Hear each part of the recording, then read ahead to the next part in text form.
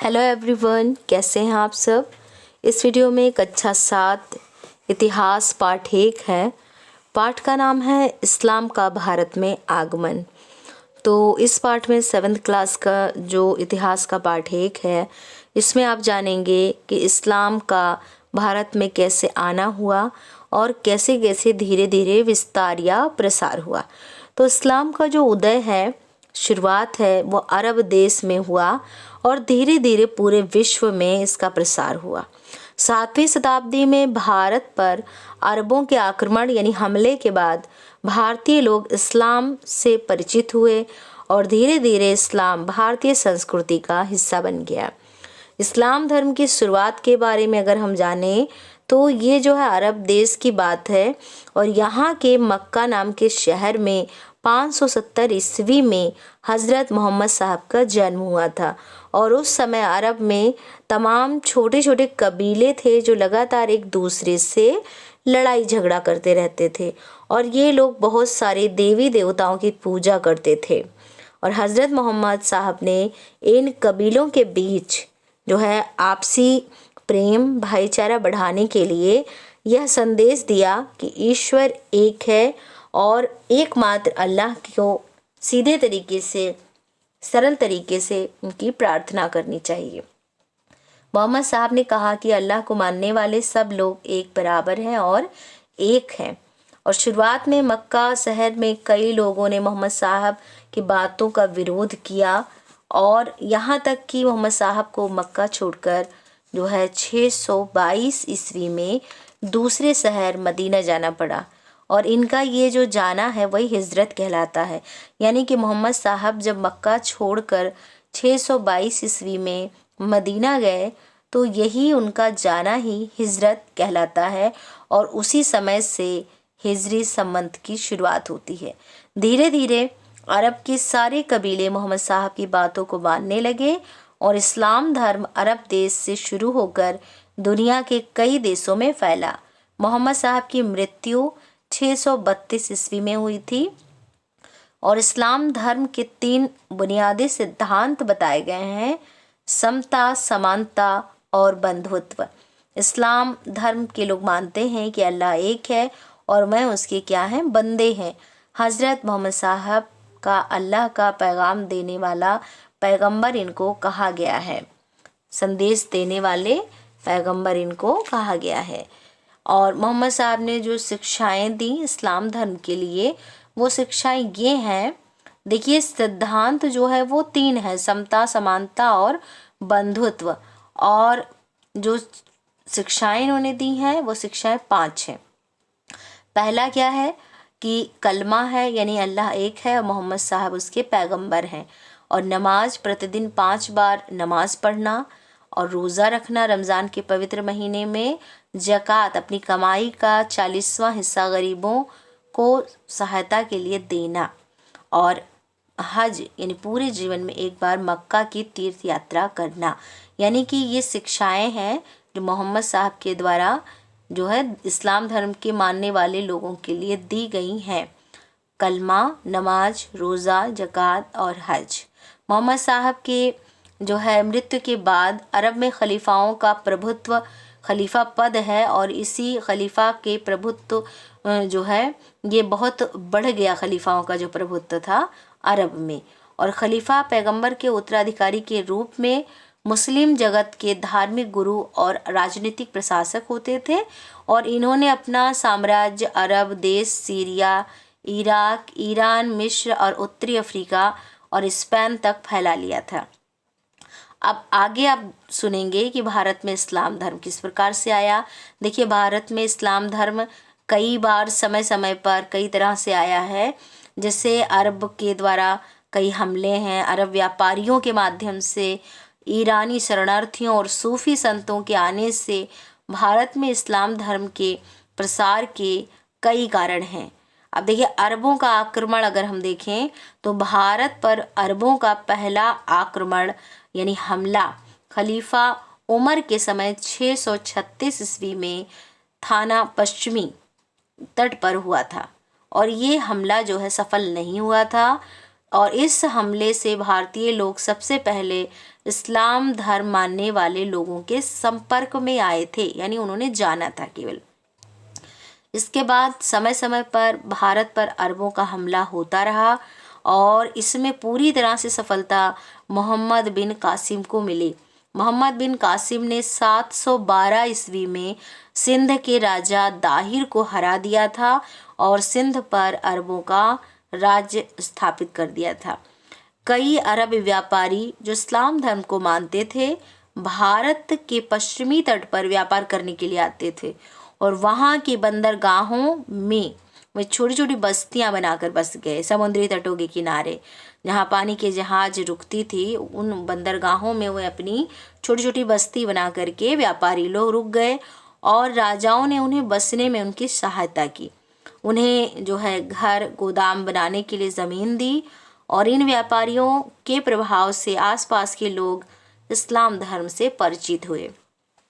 भारत के उत्तरी हिस्से में इस्लाम धर्म की जानकारी ईरानी शरणार्थियों के द्वारा आई और सन 900 ईस्वी में या 900 ईस्वी के लगभग ईरान देश पर तुर्क कबीले हमला कर रहे थे और इन हमलों से बचने के लिए कई ईरानी लोग भारत में आए और उनमें कई लोग कारीगर थे और कई लोग संत थे। कुछ सिपाही भी आए जो भारतीय शासकों की सेनाओं में शामिल हो गए और ये ईरानी लोग मुसलमान थे। इनके संपर्क में आने से बहुत से लोगों को इस्लाम धर्म के बारे में जानकारी मिली। देखिए 12वीं शताब्दी के जो अंतिम दशक हैं, अंतिम समय है, वहाँ से भारत में तुर्क लोगों ने अपना राज्य शुरू किया और इस समय तक तुर्क लोग भी इस्लाम धर्म मानने लगे थे। तुर्कों के साथ बड़ी संख्या में ईरानी, अफगानी, खुरासानी लोग भी भारत आए। देखिए 12वीं शताब्दी से 16वीं शताब्दी के बीच कई ऐसे संत हुए जैसे कबीर, नानक, तुकाराम, रामानंद, जिन्होंने साधारण भाषा में दोहे और गीत गाए जो ईश्वर के प्रति भक्ति भाव से भरे होते थे। और इन्हीं संतों की तरह कई मुसलमान संत भी हुए जिन्हें सूफी संत कहा गया। अजमेर के ख्वाजा मोइनुद्दीन चिश्ती, पंजाब के बाबा फरीद और दिल्ली के निज़ामुद्दीन औलिया बहुत माने जाने सूफी संत थे। सूफी संतों के विचार भक्त संतों से काफ़ी मिलते थे और सूफियों ने इस बात पर जोर दिया कि सच्चे दिल से अल्लाह को प्रेम करना और अपने बुरे कामों पर पश्चाताप करना अल्लाह को पाने का सही तरीका है। और इन संतों के विचारों की मदद से हिंदू और मुसलमान लोगों ने एक दूसरे के धर्म की समान बातों को समझा। लोगों के बीच एक विचार बैठने लगा कि ईश्वर जो है वो एक है, उसे अल्लाह, ईश्वर, परमेश्वर, भगवान जैसे नाम से जाना जाता है। अब आपस में इनके मिलने जुलने से फ़ायदा क्या हुआ? जो बाहरी आए और जो भारतीय थे, इनके आपस में मिलने जुलने से जो फ़ायदे हुए, देखिए जब दो अलग अलग संस्कृति के लोग आपस में मिलते हैं तो एक दूसरे से बहुत कुछ सीखते हैं। जब अरबी लोग भारत आए तो वह अपने साथ वहाँ यानी अरब से रीति रिवाज और इस्लाम धर्म लाए और अरबों और भारतीयों ने एक दूसरे से बहुत कुछ सीखा और इनके रहन सहन और जीवन में बदलाव आया। अरबों ने कई भारतीय ग्रंथों का अरबी भाषा में अनुवाद किया, ट्रांसलेट किया और भारतीयों ने अरबों से जो सीखा जैसे कागज़ बनाना, चरखे से सूत काटना, सिले हुए कपड़े जैसे सलवार कमीज, खान पान, कचौड़ी, समोसा बनाना, ये सब भारतीयों ने अरबों से सीखा। और अरबों ने जो विदेशी थे, अरब के थे, उन्होंने भारतीयों से क्या सीखा? जैसे हिंदी संख्या से अरबी संख्या बनाना सीखा, संख्याओं की गिनती करना सीखा, ज्योतिष, गणित, शतरंज का खेल, भारतीय संगीत, चिकित्सा शास्त्र, आयुर्वेद का ज्ञान, ये सब जो है अरबों ने भारतीयों से सीखा। तो अब हम जानेंगे आगे कि तुर्क आक्रमण या हमले के समय क्या स्थिति भारत की थी। जब तुर्कों ने भारत पर हमला किया तो उस समय भारत की स्थिति क्या थी? तो उत्तर भारत में इस्लाम के आने के समय कोई शक्तिशाली शासक नहीं था और 11वीं शताब्दी की शुरुआत में भारतवर्ष 100 से भी अधिक छोटी राजनीतिक इकाइयों में या राज्यों में बटा हुआ था और जिन पर कई छोटे छोटे राजा और सामंत राज्य करते थे, शासन करते थे। इनमें ज़्यादातर राजपूत थे और इस युग को राजपूत युग कहा गया। इन छोटे छोटे आपने क्लास 6 के जो 11 पाठ में पढ़ा है राजपूत युग उत्तर भारत, वो उसमें आपको जानकारी अच्छे से मिल जाएगी। और इन छोटे छोटे राज्यों के जो शासक थे वो अपने पर्सनल, अपनी व्यक्तिगत महत्वाकांक्षा की पूर्ति के लिए ही अपने राज्य विस्तार में लगे हुए थे। यानी उनको अपने राज्य से केवल मतलब था, देश की एकता से कोई मतलब नहीं था। और इसी का फायदा जो है बाहरी लोगों ने, आक्रमणकारियों ने उठाया। तो जब कोई मतलब केंद्रीय सत्ता नहीं थी, राज्य छोटे छोटे हिस्सों में बटा हुआ था, सब अपने फायदे को देख रहे थे। मतलब कोई बाहरी अगर किसी राज्य पर हमला करता तो पड़ोसी राज्य का राजा उससे कोई मतलब नहीं रखता था। और इन्हीं सब जो है कारणों से विदेशी हमलावरों को काफ़ी फायदा मिला। समाज जो है जात पात भेदभाव के बंधन पर आधारित था उस समय।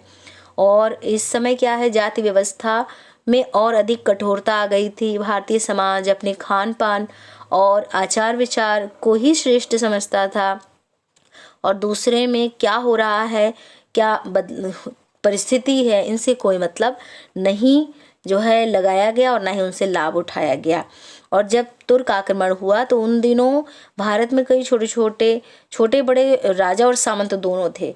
उत्तर भारत में चौहान, तोमर, गढ़वाल, चंदेल, चालुक्य जैसे राजपूत वंशों के राज्य थे।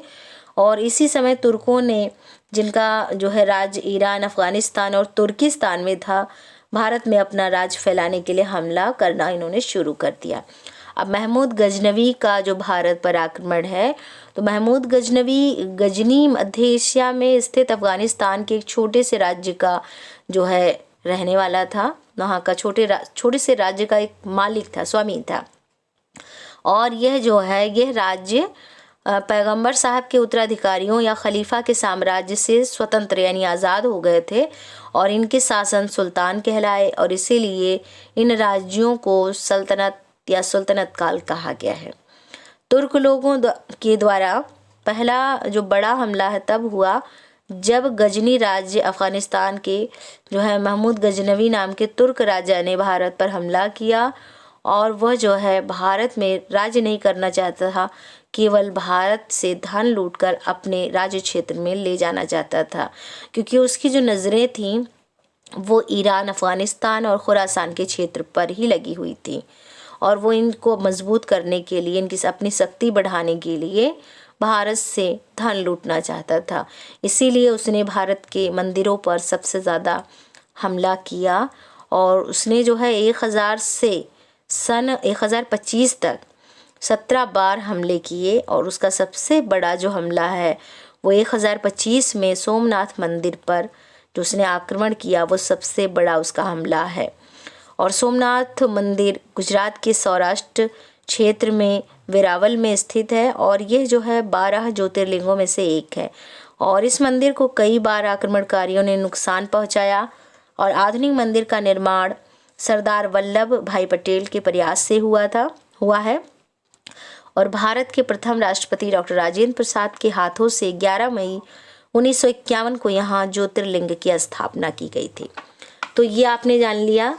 अब देखिए अल-बरूनी के बारे में हम थोड़ा सा जानते हैं कि अल-बरूनी ने अपने नज़रिए से भारत के बारे में क्या बताया है। तो अल-बरूनी मध्य एशिया का प्रसिद्ध विद्वान था और इसका असली नाम, मूल नाम अबू रेहान मोहम्मद बिन कासिम मोहम्मद बिन अहमद था। और इनका जो जन्म है वो 973 ईस्वी में खीवा मध्य एशिया में हुआ था। अल-बरूनी महमूद गजनवी का जो है समकालीन था, उसी के समय का था और वह भारत में आया था।